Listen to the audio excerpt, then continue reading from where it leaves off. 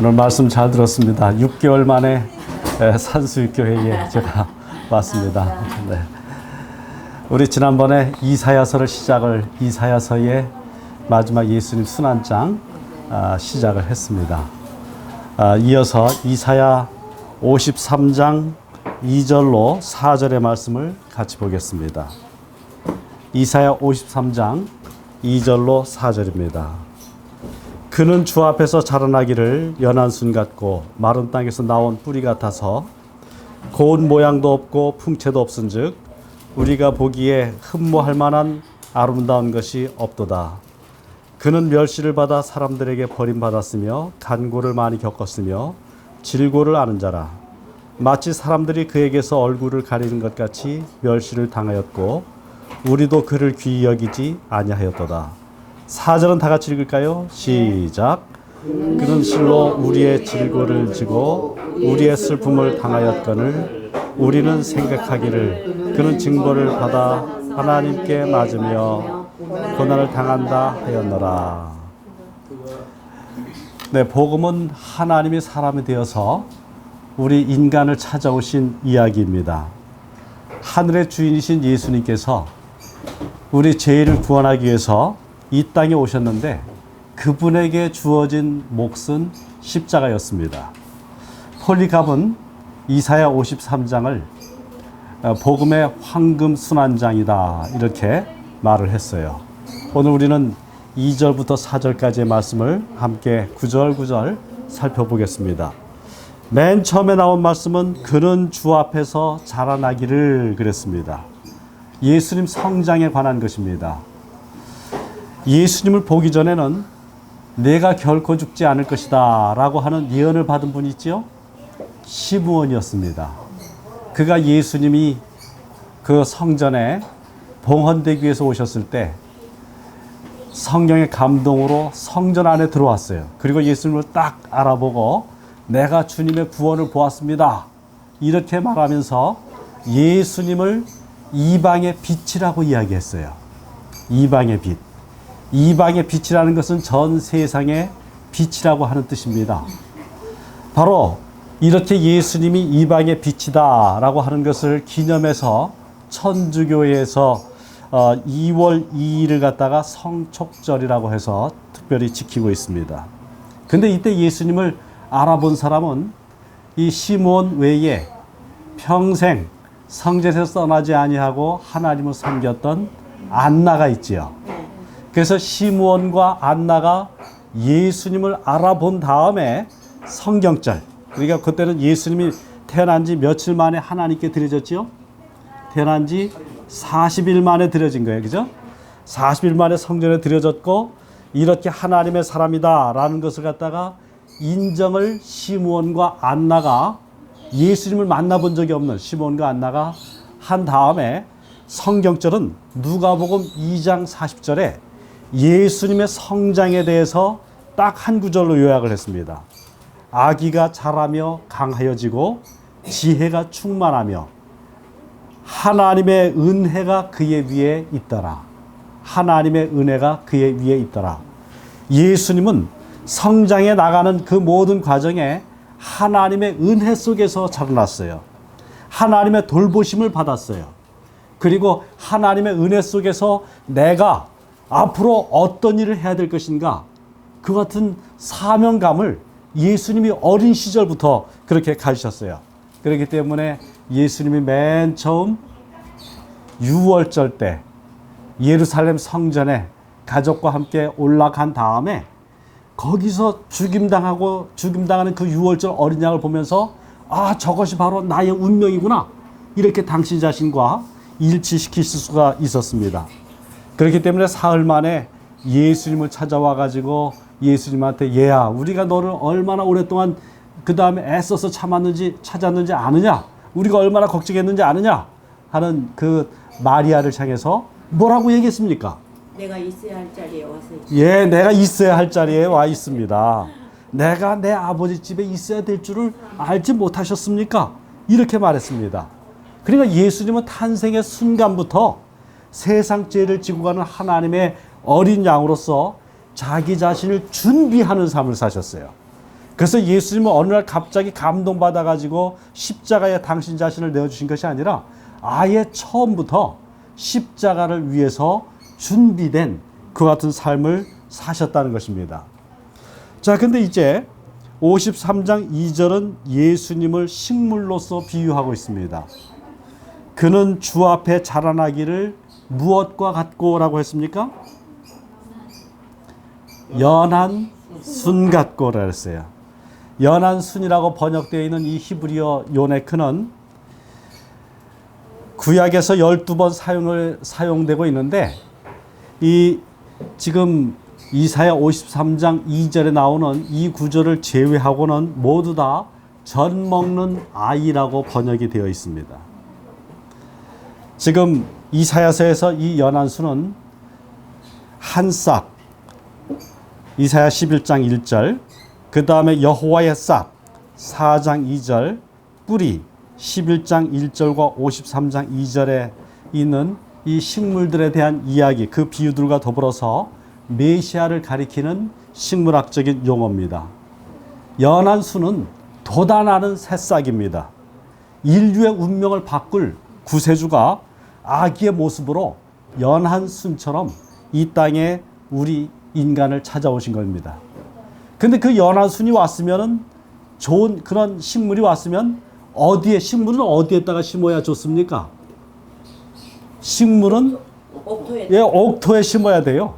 근데 예수님이 심겨진 그 땅은 옥토였습니까? 가시밭이었습니까? 돌짝길이었습니까? 뭐였습니까? 가시밭과 같은 데였어요.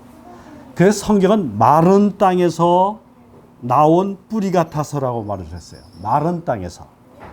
생명의 식물이신 예수님이 다윗 왕가의 사람입니다.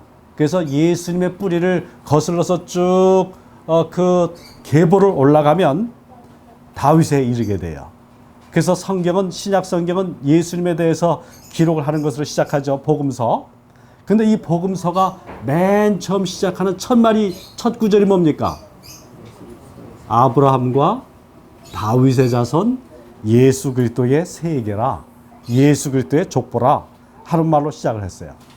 근데 그 다윗 왕가라고 하는 그 왕가는 예수님 시대에 더 이상 존재하지 않았습니다. 예수님의 왕의 가문으로 오셨지만은 다윗 왕가는 바벨론에게 멸망을 이미 당했어요. 예수님은 정치적으로 몰락한 가문에 그곳에서 탄생했습니다. 근데 예수님이 오셨을 때 예수님은 정치적으로, 종교적으로 사막처럼 척박한 환경 속에서 사셨어요. 로마의 폭정 때문에 사회 전체는 암울한 그림자에 덮여져 있었습니다. 종교 지도자들은 자신의 이권을 지키기 위해서 정치적인 결탁들을 하고 있었습니다. 그리고 신앙적으로 경건하다고 일컬어지고 있는 사람들, 자기 자신을 다른 사람들로부터 분리시켰었던 그 바리새인들조차도 형식과 절차에 매여서 구원의 핵심과는 거리가 먼 회칠한 무덤과 같은 삶을 살았어요. 한마디로 말해서 인간에게 있는 그대로 인간의 환경 속에 가장 좋은 환경을 찾아서 예수님이 오셔서 그 환경에 좌지우지 되시는 그 같은 분이었다면 이 세상에는 구원이 있지 못할 뻔했습니다. 예수님은 환경에 좌지우지 되는 그 같은 분이 아니었습니다. 환경에 좌지우지 되는 분이었다면 인류에게는 구원의 희망이 없는 거예요. 예수님의 참 뿌리는 다윗보다 훨씬 더 많이 올라갑니다. 그래서 미가서 5장 2절에서는 그의 근본은 상고의 대초인이라고 그랬어요. 하나님께서 가장 가능성이 없는 환경 속에 예수님을 보내셨습니다.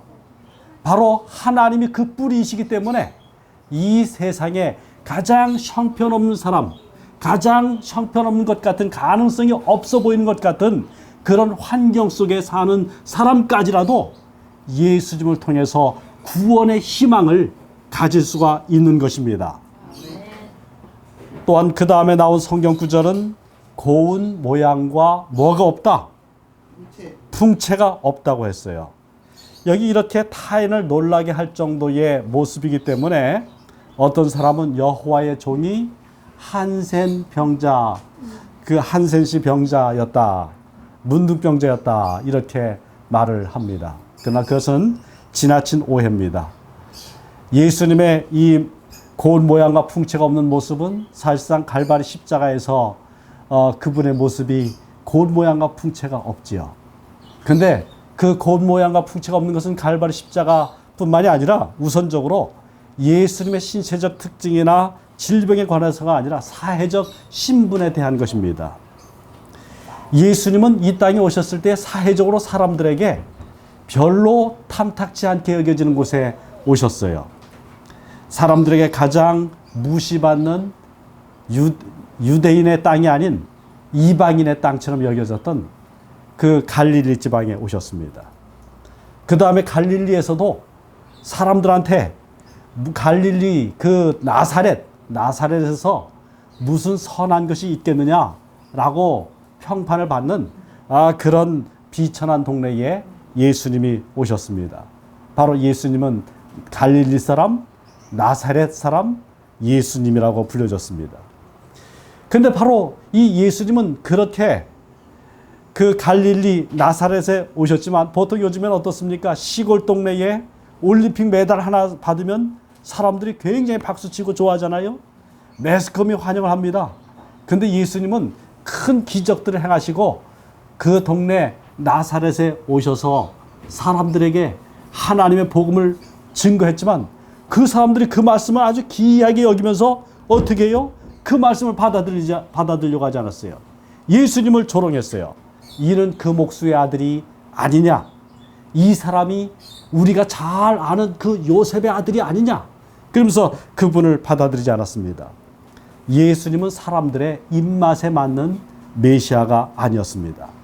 예수님은 사람들의 바램과는 어긋나는 메시아로 이 땅에 오셨어요. 예수님은 종교가 지배하는 그 사회에서 종교 지도자들과는 시시때때로 심각한 마찰을 빚었습니다. 그의 코드는 세상의 코드와 같지 않았어요. 심지어 교회의 코드와도 맞지 않았습니다.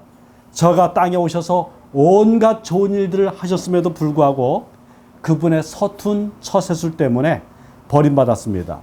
세상은 그분에게 적합하지 않은 것처럼 보였고 그분도 세상에 적합한 인물이 아닌 것처럼 보였습니다. 그런데 바로 그분에게서 우리는 무엇을 찾게 됩니까? 정말 우리는 흠모할 만한 아름다움을 찾습니다. 예수 그리스도를 개인의 구주로 영접한 사람들은 흠모할 만한 아름다움을 찾지만은 그러나 그 시대의 사람들은 예수님에게서 흠모할 만한 아름다움을 찾지 못했습니다. 예수님이 5천 명을 먹였을 때 그 사람들은 예수님을 억지로 왕을 삼고자 그렇게 했지만 예수님이 세상의 떡, 세상에게 생명을 주는 떡은 바로 나다. 내 자신, 내 육신이 바로 세상의 떡을, 생명을 주는 떡이다. 이렇게 영적인 진리를 이야기했을 때 그들은 예수님을 배척했습니다. 바로 부활하여 승천하신 그 예수님이 이제는 다시 오시려고 합니다. 영광의 주님으로 오시려고 합니다. 지금 우리는 하늘에서 그분과 살기를 흠모하고 있습니까? 예수님을 정말 흠모한 사람만 하늘에 가게 될 것입니다. 누구든지 이 세상에서 예수를 믿으면서 세상에서의 성공과 부귀 영광을 예수님보다 높이게 된다면 예수님 자리에 세상의 부귀 영광을 놓으면서 예수님을 믿고 있는다면 재림은 달갑지가 않을 것입니다. 오늘 재림에 대한 갈망이 교회 안에서조차 식어지고 있는 것 같아요. 정말 우리 모두는 그분의 오심을 갈망하는 사람답게 우리의 생활을 정비해야 되겠습니다. 이제 3절의 말씀입니다. 3절은 그는 멸시를 받아 사람들에게 버림받았으며 라고 하였습니다. 멸시받은 분입니다. 이사야 53장에서 그 반복해서 말하고 있는 그런 구절이 있는데 그것은 3절에 멸시를 받았다 하는 말입니다. 이 예수님이 멸시를 언제부터 받았습니까?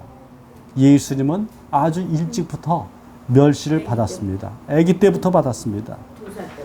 예, 예수님이 그렇게 아기 때부터 받았는데 예수님이 사람들한테 너무나 놀라운 진리를 이야기하고 기적들을 행하고 이래가지고 사람들이 그분 곁에 모였지만 바로 예수님이 나를 믿어야 참 자유를 얻는다라는 진리, 정말 하나님의 말씀대로 살아야 된다라고 하는 그 진리를 증거했을 때는 요한복음 8장에 그들이 예수님을 일컬어서 배척을 했어요. 어떻게 배척했습니까?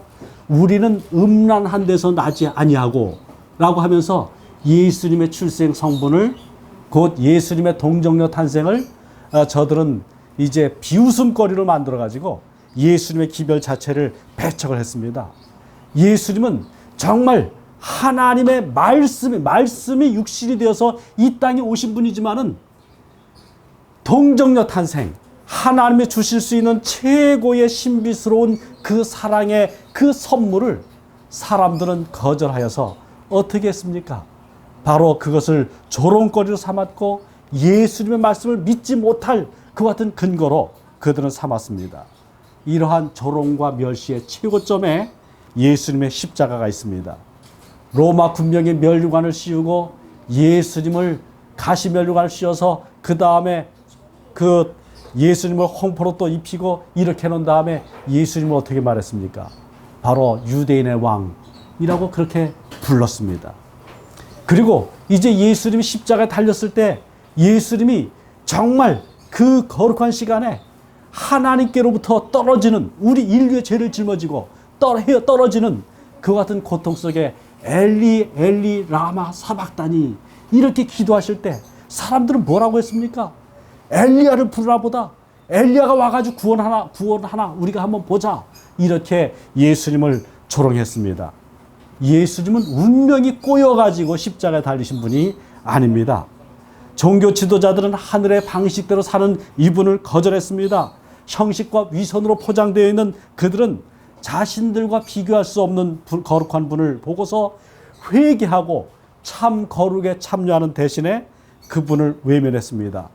세상의 학문과 또한 가족력과 연줄, 지역 이와 같은 것들을 이유로 해서 예수님을 폄하하고 멸시하고 무시했습니다. 오늘 똑같은 일들이 교회 안에서도 반복될 수 있다고 우리는 생각합니다. 교회사에서 이와 같은 일들이 수없이 일어났습니다. 때때로 말씀 그대로 사는 사람이 있을 때에 그 말씀대로 사는 사람이 가시처럼 그렇게 느껴져 가지고 그와 같은 사람들의 외면을 받았습니다.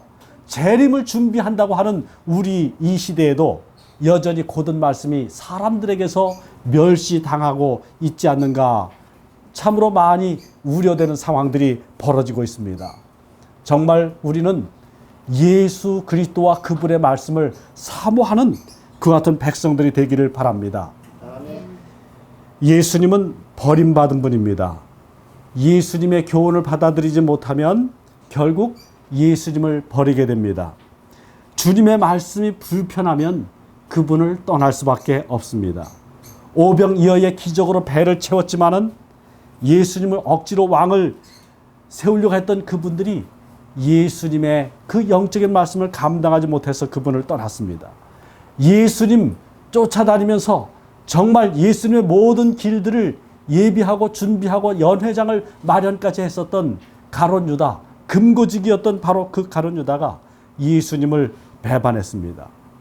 정말 예수님의 말씀을 사랑하지 아니하면 우리 하나님의 교회에서 어떠한 영광스러운 직분을 지녔다고 해도 바로 예수님을 배반할 수밖에 없습니다.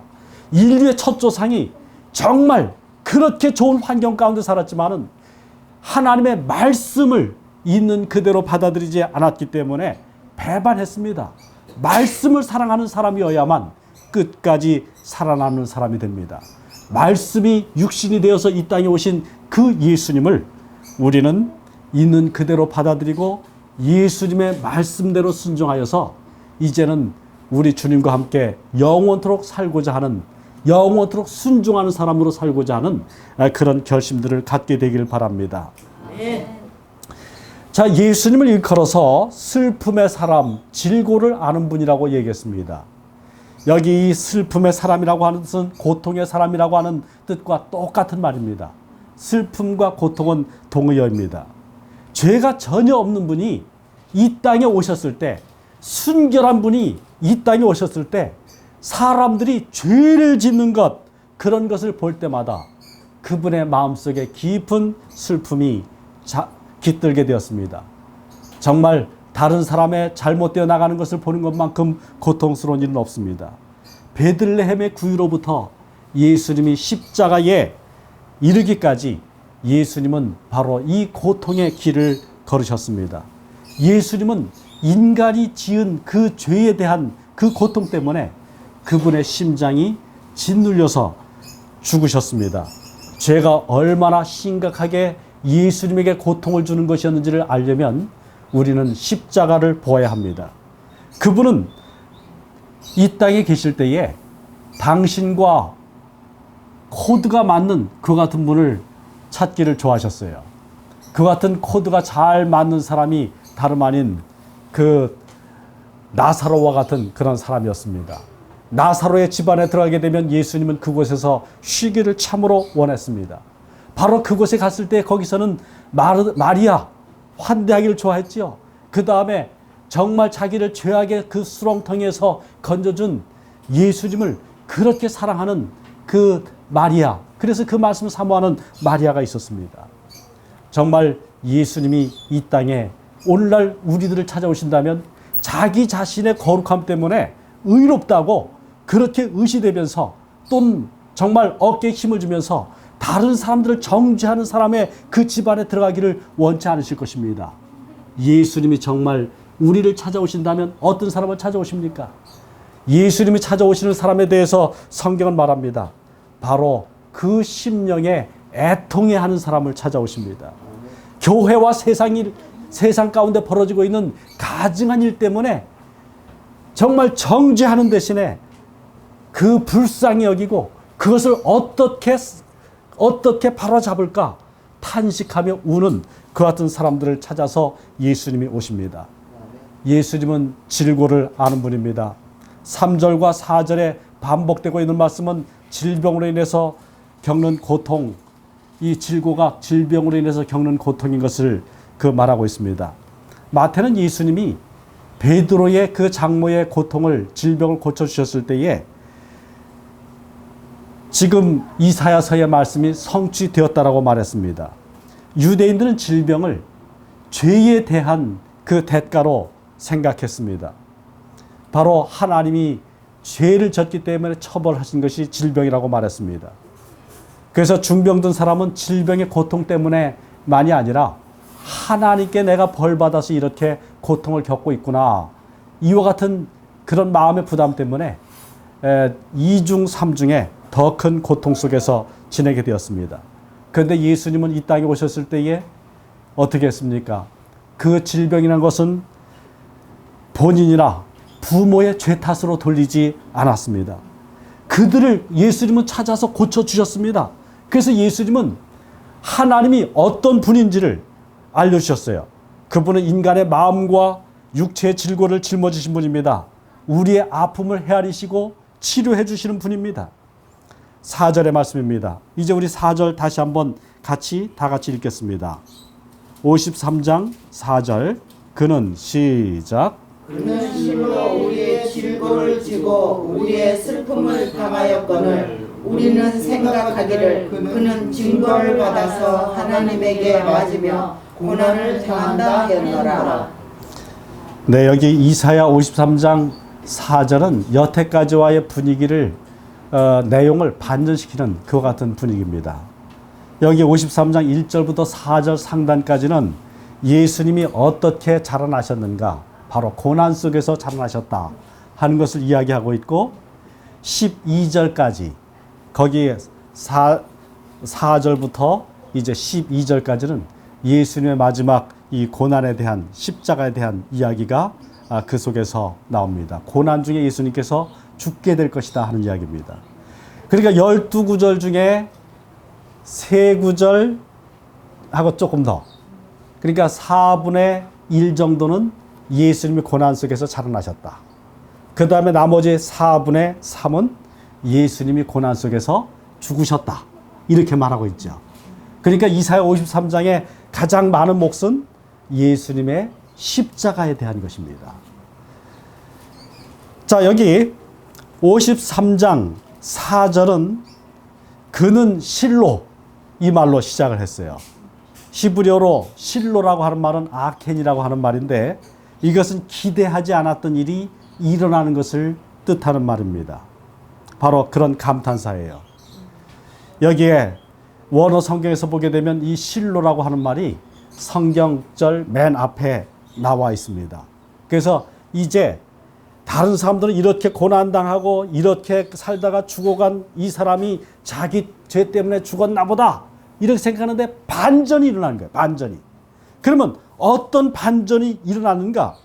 여기 그는 실로 우리의 질고를 지고 우리 하나님은 죄인인 우리가 죽어야 마땅함에도 불구하고 우리에게 마땅한 징벌과 매맞음과 고난을 우리가 아닌 예수님이 짊어지도록 해주셨습니다. 그런데 우리의 질고를 지시고 우리의 고난을 당하신 그분에 대한 우리의 반응이 우리 때문에 그렇게 됐는데 어처구니가 없어요. 나와는 전혀 상관이 없지 않는가? 이렇게 하면서 지금 지내고 있는 거예요. 그 다음에 우리는 또 예상 바깥에 반전을 보게 되는데 예상 바깥의 사람들이 예수님을 인정하게 돼요. 예수님이 제패를 달고 십자가 달렸습니다. 종교 지도자들 선두로 해서 많은 사람들이 십자가 현장에 있었던 사람들이 예수님을 비웃었습니다. 그들은 성경에 능통한 이들이었습니다. 바로 성경 박사들이 예수님을 비웃고 있어요.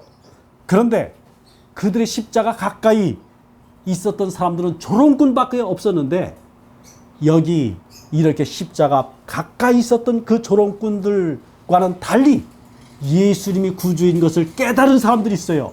예수님을 인정한 사람들이 있어요. 바로 그 사람들 중에 첫 번째는 구레네 사람 시몬입니다. 바로 구레네 사람 시몬, 예수님과 관계없이 어떻게 됐어요? 그냥 십자가를 그는 짊어진 사람입니다. 이방 사람입니다.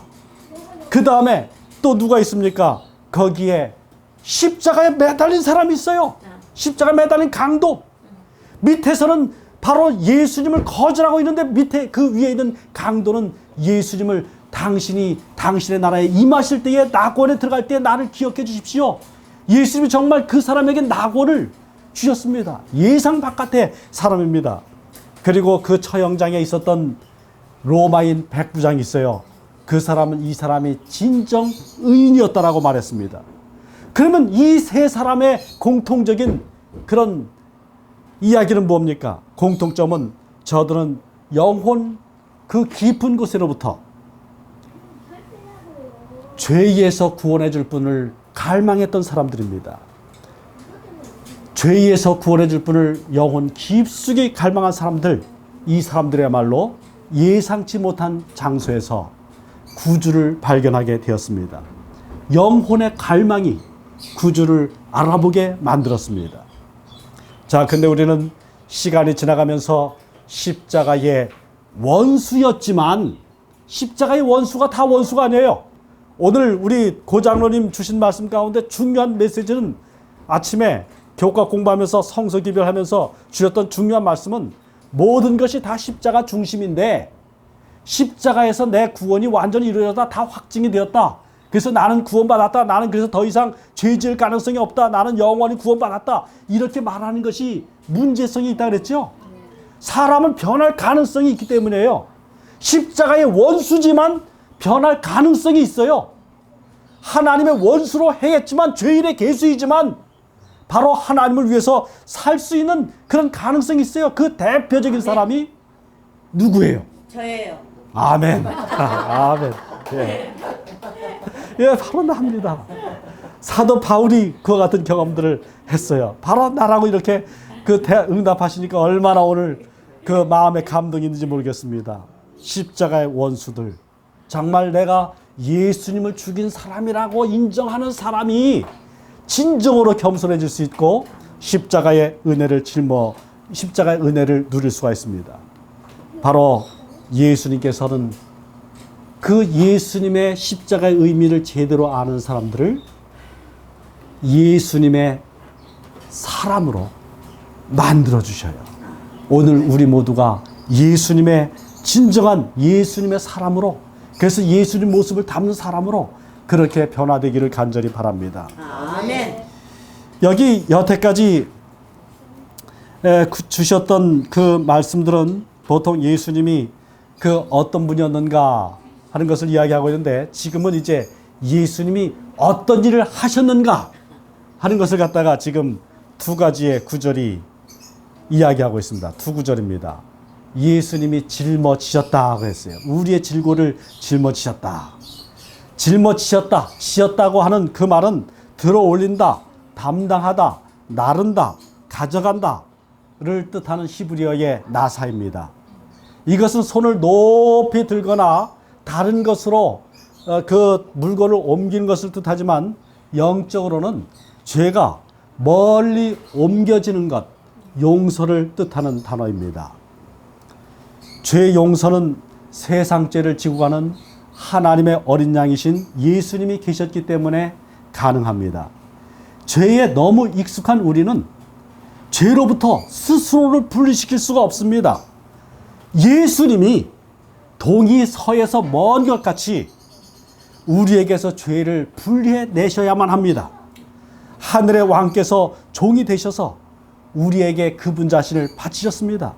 그분은 이제 우리의 죄뿐이 아니라 이제 말썽꾸러기이고 죄투성이인 우리까지도 짊어지시고 우리를 변화시켜서 하늘까지 짊어지고 가시는 그와 같은 분이신 것을 우리는 믿음으로 받아들여야 되겠습니다.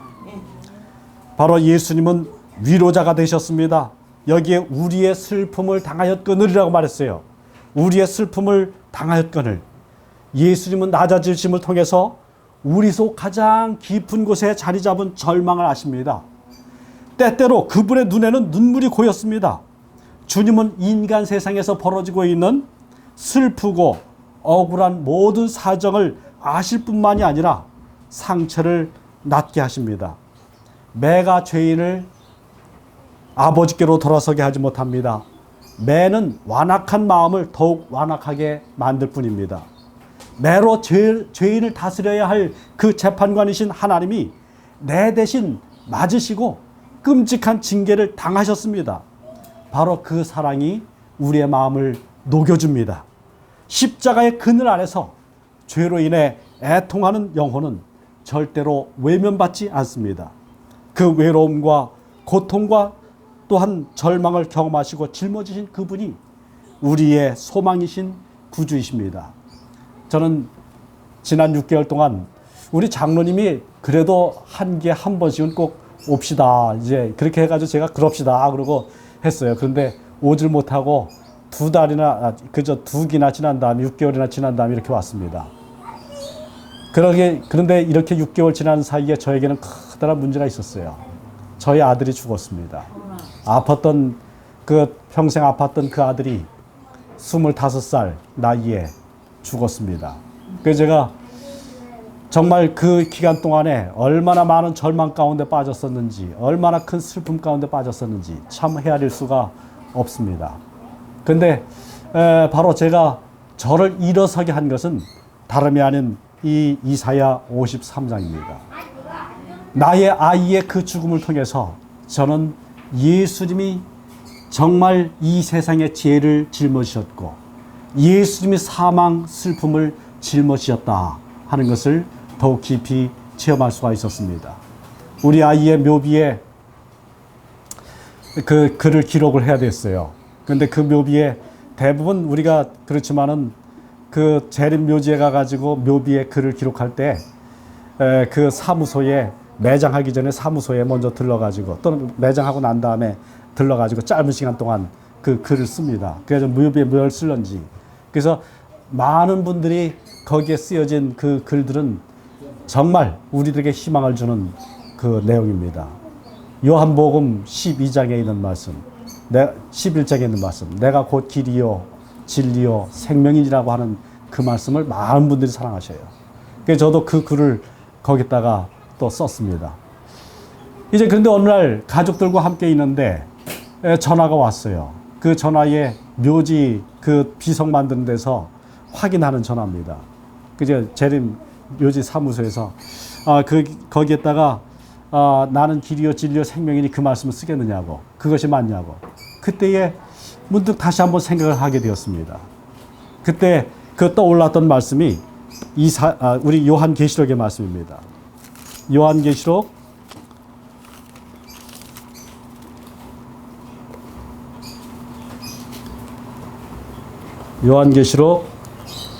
21장 요한계시록 21장에 있는 말씀이에요. 21장 7절입니다. 이기는 자는 이것들을 상속으로 받으리라. 나는 그의 하나님이 되고 그는 내 아들이 되리라. 하늘나라에 들어가서의 그 하나님이 우리들에게 선포하시는 말씀입니다. 이 영광스러운 선포의 말씀의 그 배경이 되는 4절은 무엇입니까? 새 예루살렘에 들어갔을 때 모든 눈물을 그 눈에서 닦아주시니 다시는 사망이 없고 애통하는 것이나 곡하는 것이나 아픈 것이 다시 있지 아니하리니 처음 것들이 다 지나갔음이로라. 처음 것들이 다 지나갔습니다. 애통하는 것, 슬퍼하는 것, 그 모든 것 우리 주님이 눈물을 닦아주십니다. 바로 그때에 내가 내 아들을 만나게 될 그 같은 소망, 이 소망이 있기에 저는 여기 있는 이 말씀 7절의 말씀을 아들의 묘비에다가 기록을 했습니다. 나는 그의 하나님이 되고 그는 내 아들이 되리라. 여러분, 이 세상은 정말 많은 슬픔으로 가득 차 있는 세상입니다. 그러나 그 슬픔이 커서 우리가 때로는 압도당할 수 있지만 그 슬픔이 우리를 정복하지 못합니다. 왜냐하면 예수님이 우리의 모든 질고와 슬픔을 짊어지셨고, 그리고 예수님이 우리의 사망할 운명까지 짊어지셨기 때문에 그러합니다. 예수님 때문에 우리 모두가 희망으로 사는 그 같은 귀한 성도들이 되길 바라면서 말씀을 마칩니다. 아멘. 하나님 아버지, 오늘 우리들에게 은혜를 주셔서 감사합니다. 이 땅에서 우리가 당하는 모든 질고와 슬픔이 예수님이 짊어지셨던 그 질고와 슬픔에 비할 때에 아무것도 아닐 뿐만이 아니라 바로 예수님이 우리가 당해야 될 그 질고와 슬픔과 죽음까지 짊어짐으로 이제는 예수님 안에서 우리 아버지 하나님이 우리 아버지가 되시고 이제는 우리 죄인들이 당신의 자녀가 됨을 인하여 감사합니다. 이 귀한 축복 가운데 우리가 영원토록 지내기를 선택하오니 예수 그리스도, 십자가의 예수 그리스도가 우리의 영원한 찬송이 되어 주시옵소서. 그리스도 예수 이름으로 기도합니다. 아멘.